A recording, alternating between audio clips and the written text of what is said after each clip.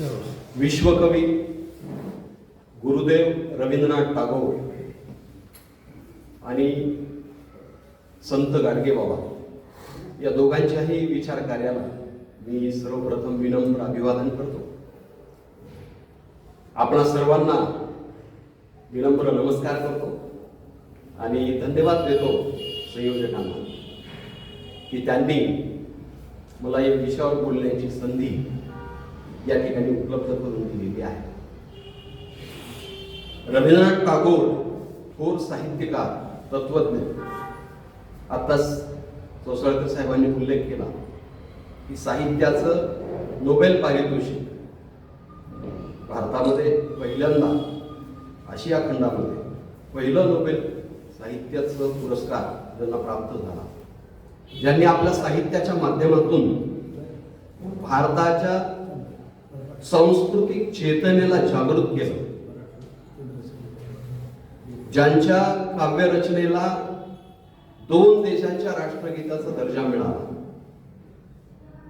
असे रवींद्रनाथ टागोर यांचं जीवनचरित्र, साहित्य आणि एका त्यांच्या साहित्य कृतीचा या ठिकाणी मी आढावा घेणार आहे.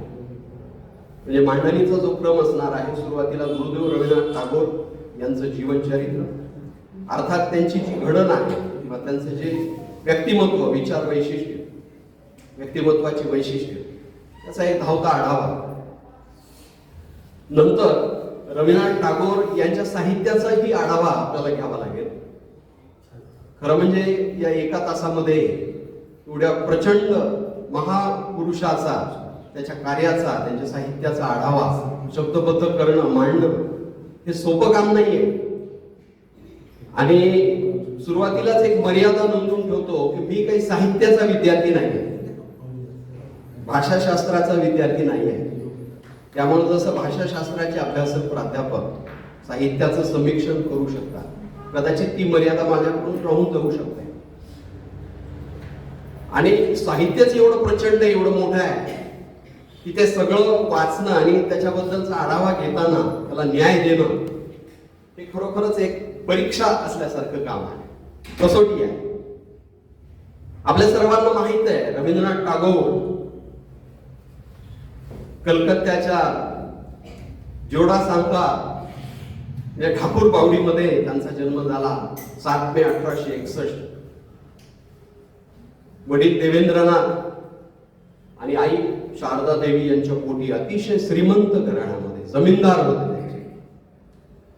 त्यामुळे त्यांचं शिक्षणही म्हणजे विशेषत्वानं वडिलांनी लक्ष देऊन ते शिक्षण करून घेतलेलं आहे. प्रतिष्ठित अशा सेंट झेवियर स्कूलमध्ये त्यांचं शालेय शिक्षण झालं. त्यांना बॅरिस्टर पदवी मिळवायची होती म्हणून ते इंग्लंडला गेले. ब्रिस्टॉन स्कूल ऑफ लंडन मध्ये त्यांनी प्रवेश घेतला. पुढे कायद्याचा अभ्यासही त्यांनी लंडन विश्वविद्यालयामध्ये केला, परंतु काही कारणानं त्यांना कायद्याची पदवी मिळाली नाही आणि डिग्री न घेताच ते परत आले.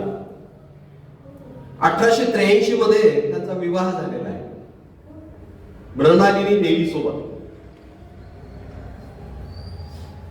त्यांच्या लहानपणीच त्यांच्या आईचं निधन झालं आणि वडिलांना यात्रेचा छंद होता. त्याचबरोबर जहागिरी मोठी होती, त्यामुळे जहागिरीमध्येही ते व्यस्त असायचे, यात्रेला जायचे. त्यामुळं रवींद्रनाथांचा जो सांभाळ आहे तो अधिकाधिक नोकरांकडूनच झालेला आहे. तसे त्यांचे बंधूही खूप होते त्या काळामध्ये, म्हणजे अधिक मुलं असण्याचा जो प्रघात होता. रवींद्रनाथ हे 14वं अपत्य देवेंद्रनाथांचं, म्हणजे पहिलं अपत्य द्विजेंद्रनाथ 22 वर्षांनी मोठे रवींद्रनाथांपेक्षा. आणि आश्चर्य असं आहे, सगळे भाऊ आणि बहिणी सुद्धा साहित्यामध्ये, कलेमध्ये, संगीतामध्ये माहिर, अगदी एकाच साडे. मोठे द्विजेंद्रनाथ हे तत्वज्ञ होते, कवी होते, नाटकही लिहिली त्यांनी.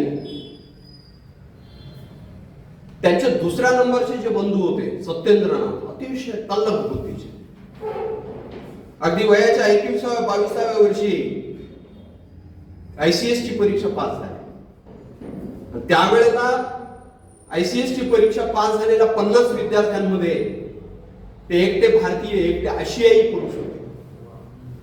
आणि ते असे पहिले पुरुष होते की त्यांचा पूर्वेकडे ICS चे अधिकारी म्हणून पहिल्यांदा नेमणूक झाली. पहिले आशियाई व्यक्ती जे पूर्वेकडे ICS म्हणून त्यांची नेमणूक झाली. हेमेंद्रनाथ म्हणून त्यांचे बंधू होते. त्यांनी सगळ्या आपल्या भावंडांचं शिक्षण करण्याची जबाबदारी घेतली आणि जहागिरीकडेही बघत होते. त्यामुळे हेमेंद्रनाथांनी रवींद्रनाथांच्या शिक्षणाकडे विशेष लक्ष दिलेलं आहे. त्यांचं शिक्षण चांगल्या पद्धतीने करून घेतलं.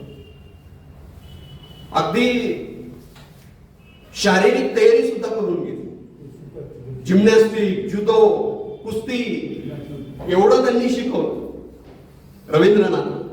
हेमेंद्रनाथांनी. स्वर्णकुमारी नावाची त्यांची जी बहीण होती ती कादंबरीकार होती. आणखी एक त्यांचे बंधू जे ज्योतिंदरनाथ, उत्तम साहित्यिक, नाटककार, संगीतकार, नाट्य संगीत त्यांनी लिहिली. ज्योतिंदरनाथ. आणि ज्योतिंदरनाथांनीच खरे जे साहित्याचे जे संस्कार आहेत, नाटकाचे संस्कार आहेत, ते रवींद्रनाथांवर केलेले आहेत. ज्योतिंदरनाथांची पत्नी कादंबरी देवी. ज्योतिंदरनाथ मोठे होते, 17 वर्षांनी मोठे होते रवींद्रनाथांपेक्षा. त्यांची पत्नी कादंबरी देवी तीही मोठीच होती, परंतु रवींद्रनाथांसोबत त्यांची ट्युनिंग जमायची. त्यामुळे अगदी तो म्हणजे मोठ्या वहिनी असूनही एक मैत्रीभाव, एक स्नेहभाव त्यांच्यामध्ये होता. त्या सुरुवातीला फारशा काही शिकलेल्या नव्हत्या. एवढ्या उच्च शिक्षित सुसंस्कृत घरामध्ये त्या अडाणीच म्हणायच्या. परंतु लग्न झाल्यानंतर मग त्या शिकल्या. मग इंग्रजी, संस्कृत, बंगाली वगैरे हे सगळं कादंबरी लेखन आणि ते संस्कार जे आहेत ते पुढे रवींद्रनाथांवर झालेले आहेत. रवींद्रनाथ टागोरांचं हे सगळं शिक्षण वडिलांच्या सानिध्यामध्ये सुद्धा विशेषत्वानं झालेलं आहे. 11व्या वर्षी त्यांचा उपनयन संस्कार झाला आणि वडिलांनी त्यांना देशाटन करायला आपल्यासोबत नेलं. उत्तर भारताचा दौरा केला. सुरुवातीला त्यांनी आपल्या जहागिरीमध्ये त्यांना फिरवलं. त्यांचे वडील देवेंद्रनाथ यांनी एक मोठं माळ रान विकत घेतलेलं होतं आणि त्या माळ रानावर त्यांनी एक बंगली बांधलेली होती आणि त्याला शांतिनिकेतन नाव दिलेलं होतं. वडिलांनी बंगली बांधलेली होती माळ रानावर आणि त्याला शांतिनिकेतन नाव दिलेलं होतं. त्यांचे वडील हे व्रतस्थ होते, परमार्थिक स्वभावाचे होते. परमार्थ साधना करणं हेच त्यांनी आपलं लक्ष मानलेलं होतं. टागोर कुटुंब जे आहे ते खरं म्हणजे बंगालच्या पुनर्जागरण चळवळीमध्ये अग्रणी असले आणि आजोबापासून हा वारसा चालत आलेला होता. रवींद्रनाथांचे आजोबा द्वारकानाथ ठाकूर हे राजाराम मोहन रॉय यांचे मित्र होते, स्नेही होते आणि अनुयायी होते. ब्राह्मो समाजाचं काम त्यांनी केलं. ते ब्राह्मो समाजीच होते. पुनर्जागरणाच्या चळवळीमध्ये, समाज सुधारणेच्या चळवळीमध्ये द्वारकानाथांनी खूप पुढाकार घेतलेला आहे. पश्चिम बंगालमध्ये त्यांनी हिंदू कॉलेज, युनियन बँक, त्याचबरोबर जमीनदारांचा संघ अशा वेगवेगळ्या संस्थांची, आस्थापनांची निर्मिती केली. एवढंच नाही तर त्या काळामध्ये आता त्यांचा जो काळ आहे राजाराम मोहन रॉय यांच्या समकालीन, तसे ते लहान होते राजाराम मोहन रॉय पेक्षा. राजाराम मोहन रॉय 1774 आणि 1794 ला जन्मले द्वारकानाथ. पण त्या काळामध्ये त्यांनी कलकत्त्याला मेडिकल कॉलेज काढण्यासाठी 4 लाख रुपयाची देणगी दिली द्वारकानाथांनी. आणि ते तसे पुरोगामी होते. त्या काळामध्ये आता मेडिकल कॉलेजमध्ये हिंदू विद्यार्थी ज्यावेळेस शिकायला यायचे तर ते पोस्टमार्टम करावं लागायचं ना. तर ते पोस्टमार्टम करण्यासाठी शिवाशिव होईल म्हणून हिंदू विद्यार्थी धजत नव्हते. तर द्वारकानाथांनी स्वतः तिथे उपस्थित राहून त्यांना धीर दिला. त्यांना सांगितलं तुम्ही डॉक्टर होताय, काय तुम्ही कुळ घेऊन बसलायत मनामध्ये शिवाशिवीचं. हे सांगायचं तात्पर्य द्वारकानाथ हे अतिशय पुरोगामी परिवर्तन चळवळीला चालना देणार आहे. समाजातली विषमता, दुःख, दारिद्र्य दूर व्हावं, विशेषतः भारतीय समाजातली जी काही कर्मनिष्ठ अशा पद्धतीची जी अनिष्ट चालीरीती रूढी परंपरांनी हा जो समाज गांजलेला आहे त्याच्यातून त्याला बाहेर काढण्यासाठी द्वारकानाथांनी प्रयत्न केले आणि त्यांचाच वसा आणि वारसा देवेंद्रनाथांनी चालवला. मी हे याच्यासाठी सांगतोय की हे सगळे संस्कार या सगळ्या टागोर कुटुंबियांवर, त्यांच्या मुलांवर, त्यांच्या मुलींवर झाले. त्या काळामध्ये मुलींनी बाहेर पडणं हे निषिद्ध समजलं जातं, परंतु टागोर कुटुंबातल्या सगळ्या लेकीबाळी शिकल्या नाही तर विद्वानांना बोलण्याचं, आपली मतं मांडण्याचं, वेगवेगळ्या विषयावर अभिव्यक्त होण्याची संधी, स्वातंत्र्य देण्यात आलेलं होतं. आणि म्हणूनच त्या स्वर्णकुमारी कादंबरीकार झाल्या किंवा त्यांच्या वहिनी ज्या होत्या त्या सुद्धा साहित्यिक झाल्या. एवढंच नाही तर मृणालिनी म्हणजे रवींद्रनाथांच्या पत्नी या सुद्धा शिकल्या आणि त्यांनी सुद्धा रवींद्रनाथांसोबत सामाजिक काम केलेलं.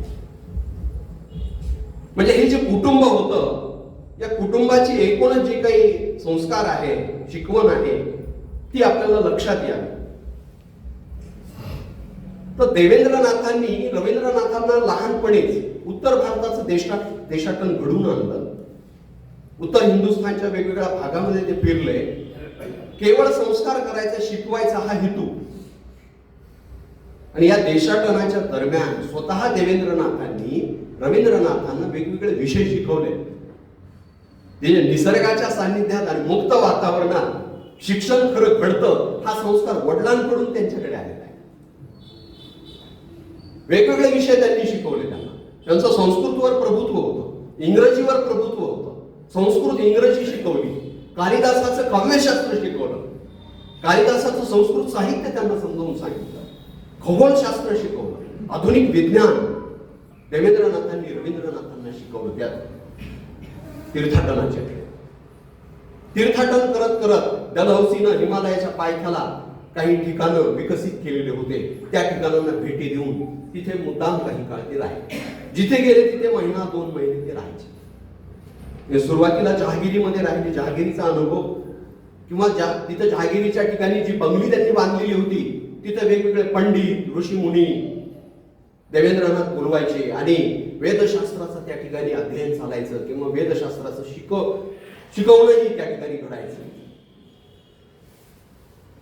मुद्दामून हे संस्कार देवेंद्रनाथांनी आपल्या मुलांवर केलेले आहे.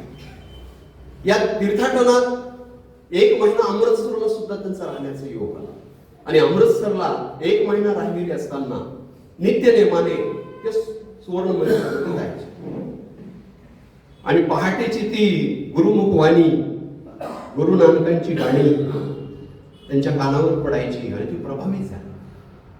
हे सांगायचं तात्पर्य त्यांचं हे जे शिक्षण आहे असं मोकळ्या वातावरणात अनौपचारिक पद्धतीने झाले. हे संस्कार त्यांच्यावर झालेले आहेत आणि म्हणून त्यांचं व्यक्तिमत्व असं बहुआयामी घडले. औपचारिक शिक्षणाबद्दल रवींद्रनाथांनी नाराजगी व्यक्त केलेली आहे. औपचारिक शिक्षणात मारून दडपून 4 भिंतीच्या आत संस्कार होत नसतात आणि म्हणूनच पुढे शांतिनिकेतनचा किंवा विश्वभारतीचा त्यांनी प्रयोग केला. तर रवींद्रनाथांची जी प्रतिभा आहे की वेगवेगळ्या क्षेत्रामध्ये चौखूर अशी उधळलेली आपल्याला बघायला मिळते. वैविध्यपूर्ण असं लेखन, कविता, छंद रचना लहानपणापासूनच त्यांना त्याची आवड होती. परंतु वेगवेगळ्या प्रकारचं साहित्य म्हणजे कथा, कादंबरी, प्रवास वर्णन, नाटक, प्रहसन, शेकडो गीतं त्यांनी लिहिली, हजारोवर कविता लिहिल्या, हजारोवर. त्यांनी जी काव्य साधना केलेली आहे ती वयाच्या 8व्या वर्षापासून ते मरेपर्यंत त्यांनी कविता लिहिली. ते मरण्याच्या शेवटच्या घटकेला एक अर्धा 1 तास आधी त्यांनी आपल्या मानस कन्येला विनंती केली, बोलवलं आणि मी सांगतो ते लिहून घे. शेवटची त्यांनी मृत्यू ही कविता लिहिली. 2252 कविता त्यांनी लिहिल्या. 55 कविता संग्रह त्यांचे प्रकाशित झालेले आहेत. आपल्याला फक्त गीतांजली किंवा एक दोन कदाचित माहिती असेल. सांगायचं तात्पर्य त्यांच्या व्यक्तित्वाला असे वेगवेगळे आयाम होते. आता सरांनी उल्लेख केला रवींद्र संगीत, म्हणजे संगीत असेल, नाटक असेल, साहित्य असेल, स्थापत्यशास्त्राचा अभ्यास होता हो त्यांचा. शिक्षण तज्ञ तर होतेच ते, उत्तम अध्यापक होते, आचार्य होते. कोणता अंग आयुष्यात नको, जीवनाचा, मानवी जीवनाच्या वेगवेगळ्या क्षेत्रामध्ये लिलया वावरणारा हा व्यक्ती. आपण 4-2 विषयामध्ये जर कोणी गती प्राप्त केली तर लगेच त्याला म्हणतो बहुआयामी, ऑलराऊंडेड. यांनी तर किती क्षेत्रामध्ये आणि त्याची उंची खोली अचंबित करणारी हो. अहो काका हे ज्यावेळेस मला गोरखचंद्रने सांगितलं हे तुम्हाला बोलायचंय, मी म्हणतो रवींद्रनाथांचं साहित्य अवघड आहे म्हणलं. हे सगळं आता एवढ्या सगळ्याला स्पर्श करणं, बघणं सुद्धा अवघड आहे सगळं. आणि म्हणून मी म्हणालो किंवा न्याय देऊ शकेल का नाही मला माहिती नाही. आणि म्हणून त्यांच्या 80व्या वर्षी 1940ला ऑक्सफोर्ड युनिव्हर्सिटीनं त्यांना डॉक्टर ऑफ लेटर्स नावाची जी पदवी दिली. त्यावेळेस ते गौरवपत्र प्रकाशित करतात. त्या गौरवपत्रामध्ये त्यांचा उल्लेख मिरियाड माइंडेड केलेला आहे. मिरियाड माइंडेडचा अर्थ मी मुद्दाम शोधला काय, म्हणजे आपण म्हणतो बहुआयामी, आपल्याकडे अष्टावधानी असा सुद्धा शब्द वापरला जातो, अष्टावधानी. परंतु मिरियाड माइंडेडचा अर्थ आहे लक्षावधानी. आणि हे कोण म्हणतंय? Oxford university.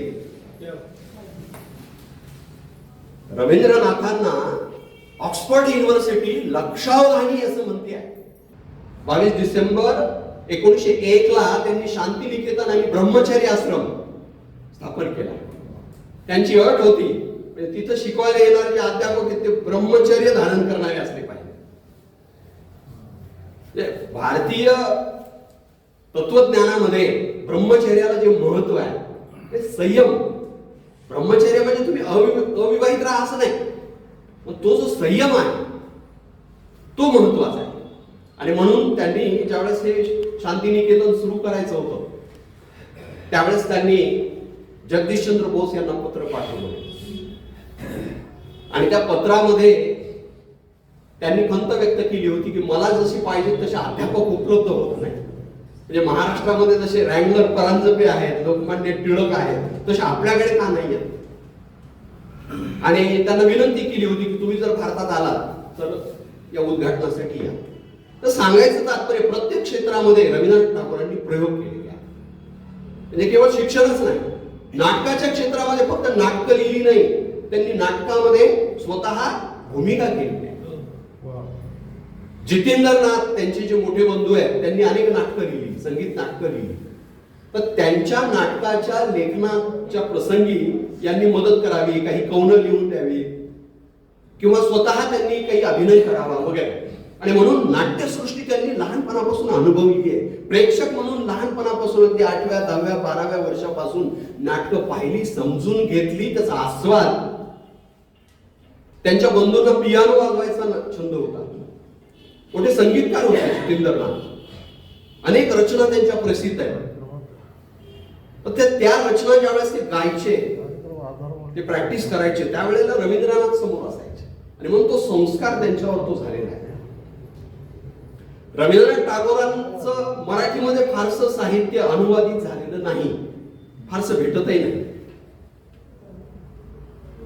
1961 ला त्यांची जन्मशताब्दी होती. त्यावेळेस दिल्लीच्या साहित्य अकादमीने एक उपक्रम हाती घेतला होता वेगवेगळ्या भाषेमध्ये बंगाली साहित्य अनुवादित करण्याचा, म्हणजे विशेषतः रवींद्रनाथ टागोरांचं, कारण जन्मशताब्दी होती.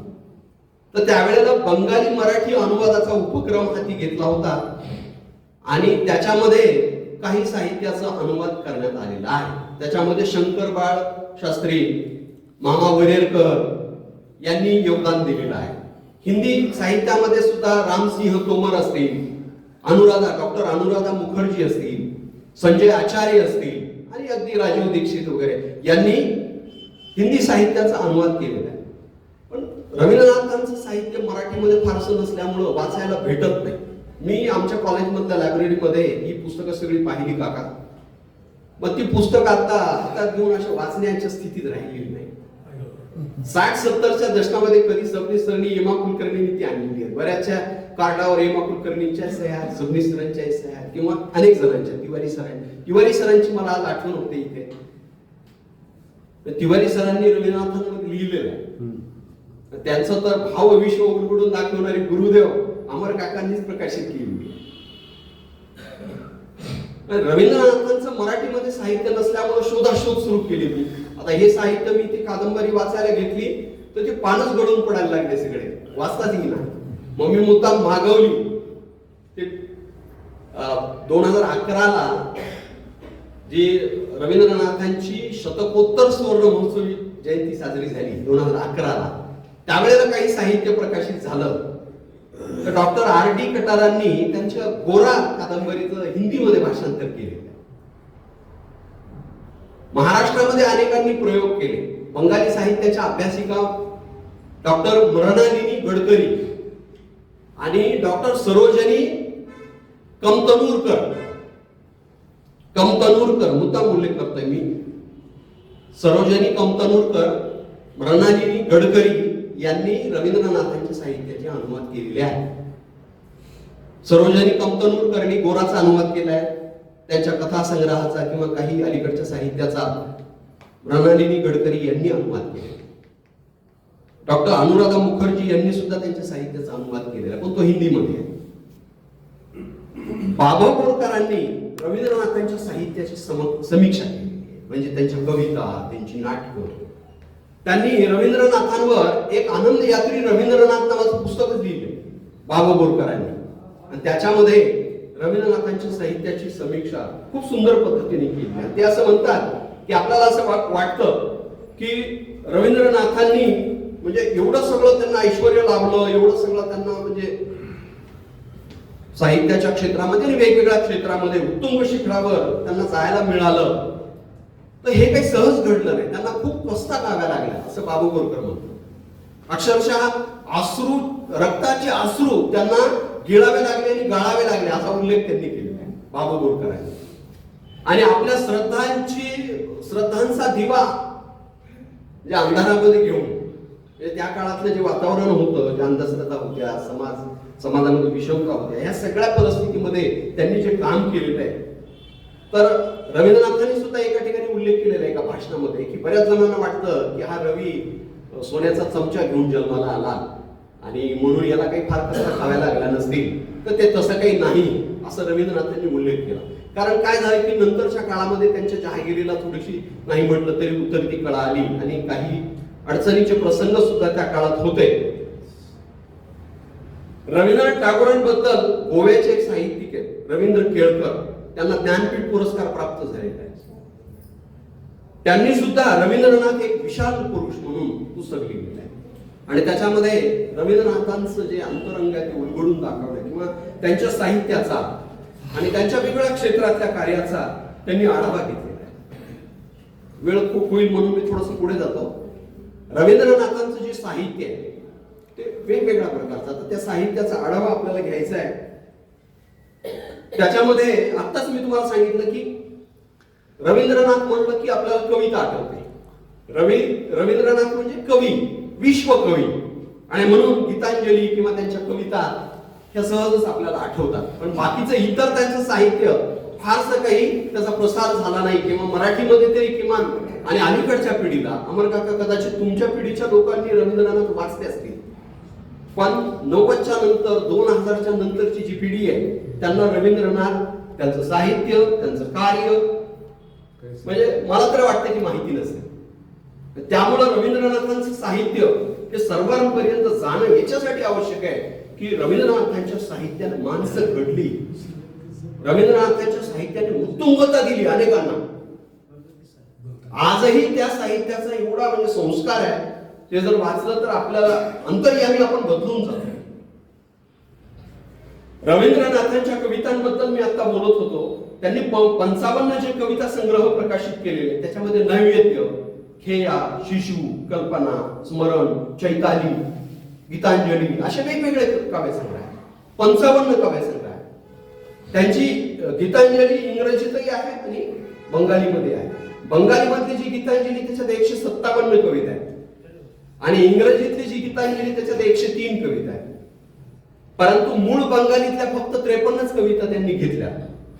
ते युरोपला ज्यावेळेस प्रवासाला जात होते त्यावेळेला तिथल्या लोकांना माझी कविता कळाली म्हणून त्यांनी ट्रान्सलेशनचा तो प्रयोग हाती घेतला आणि प्रवासात त्यांनी ते ट्रान्सलेशन केलेलं आहे.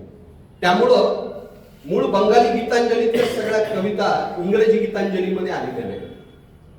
आणि असं म्हणतात की इंग्रजी गीतांजलीला जरी नोबेल पारितोषिक मिळालेलं असलं तरी इंग्रजी गीतांजलीच्या कवितांपेक्षा आणखी सरस, माणुसकीला हात घालणाऱ्या, समाजातलं दुःख दैन्य याला वाचा फोडणाऱ्या आणि ईश्वराला जाब विचारणाऱ्या सुद्धा कविता अन्यत्र आहेत.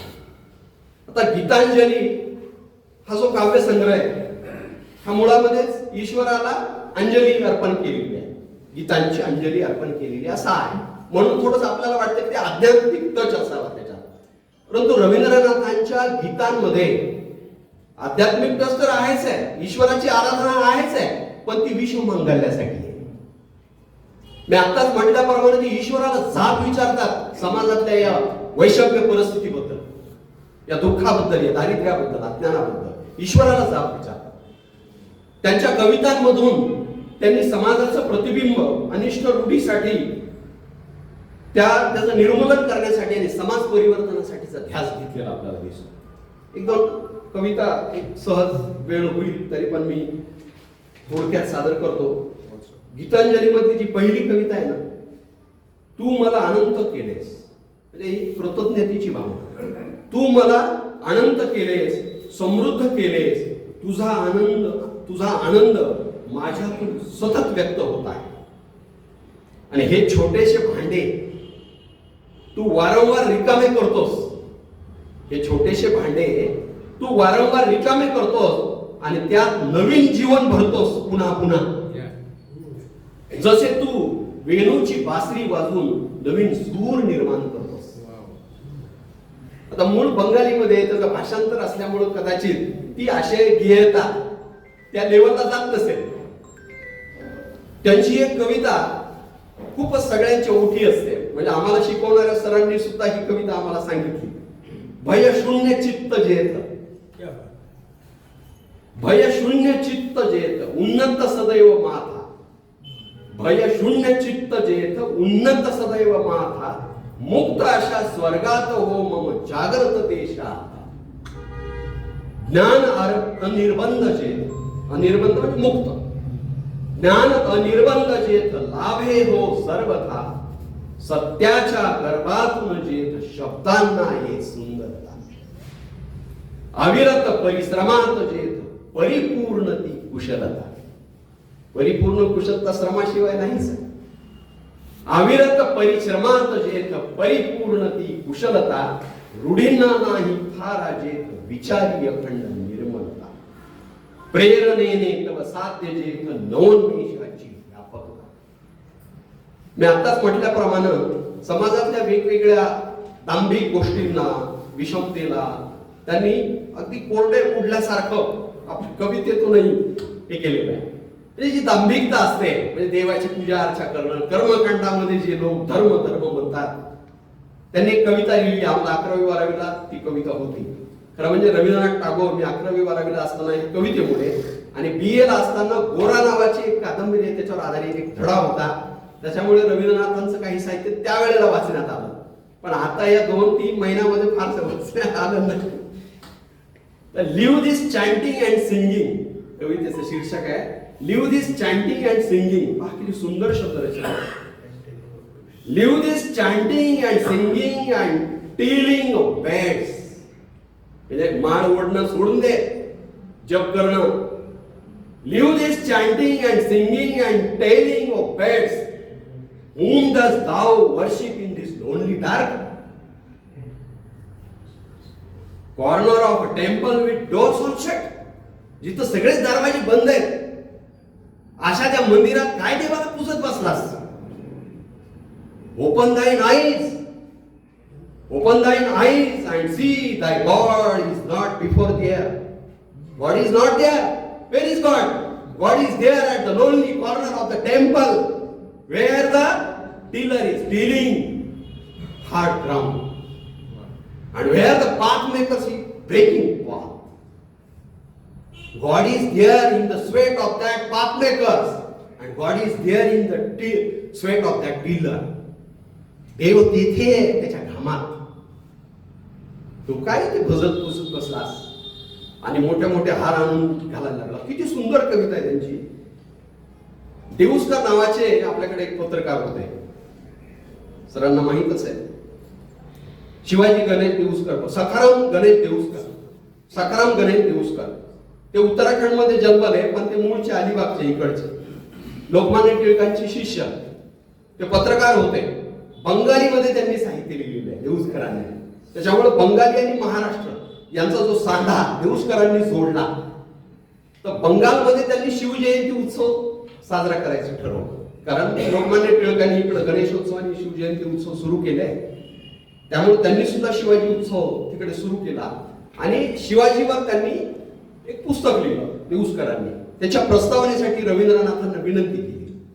ती प्रस्तावना रवींद्रनाथांनी लिहून दिली आणि सोबत एक शिवाजी महाराजांवर सुंदर 18 कडव्यांचं गीत लिहून दिलं. सुंदर गीत. आणि त्यावेळेस रवींद्रनाथांनी त्या कार्यक्रमामध्ये ते स्वतः गायलं. हे राजा शिवाजी, कोण जाणे कधी काळी मराठ्यांच्या देशी, कडे कपारीतील राणीमणी अंधारात, विदुल्लतेसारखी चमकून गेली तुझी प्रतिज्ञा.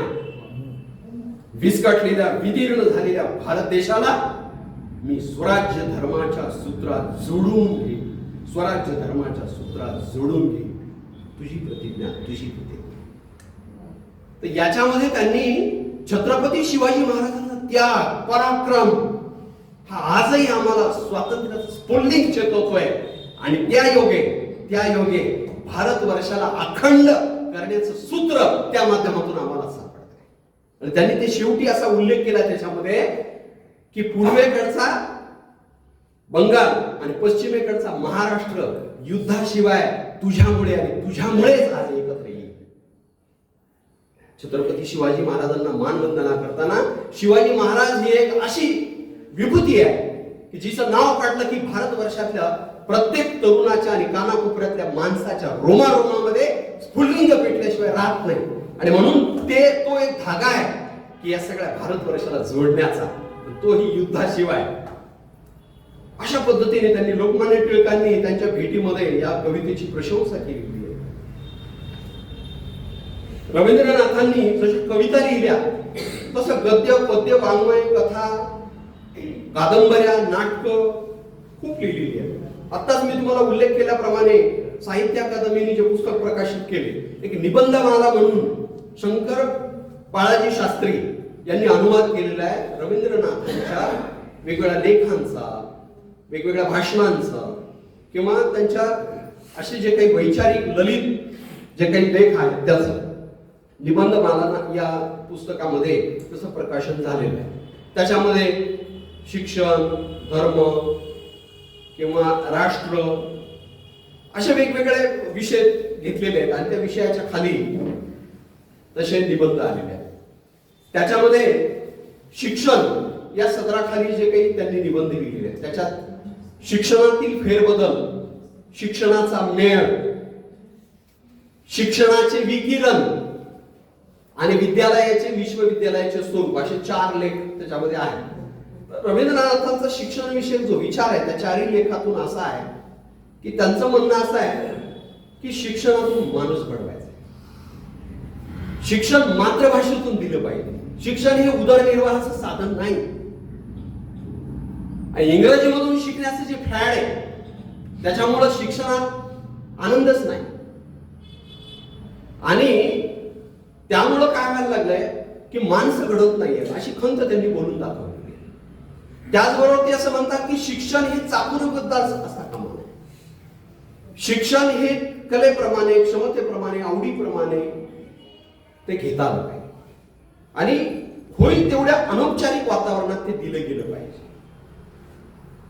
शिक्षण, विद्यार्थी, शिक्षक या सगळ्यांबद्दल त्यांची काही अशी ठोस मतं आहेत आणि ती वेगवेगळ्या ठिकाणी त्यांनी मांडलेली आहे. त्या निबंधमालामध्ये नारी नावाचा एक निबंध आहे. नारी नावाचा रवींद्रनाथ टागोरांचे स्त्रियांबद्दलचे जे विचार आहेत अतिशय पुरोगामी. त्यांच्या वेगवेगळ्या साहित्यामध्ये, कथांमध्ये, कादंबऱ्यांमध्ये, नाटकांमध्ये त्यांनी स्त्रियांचं दुःख मांडलेलं आहे. स्त्रियांची समाजातली जी विषण्ण आणि दुय्यम स्थिती, दारुण स्थिती आहे त्याच्यावर कोरडे ओढलेले आहे.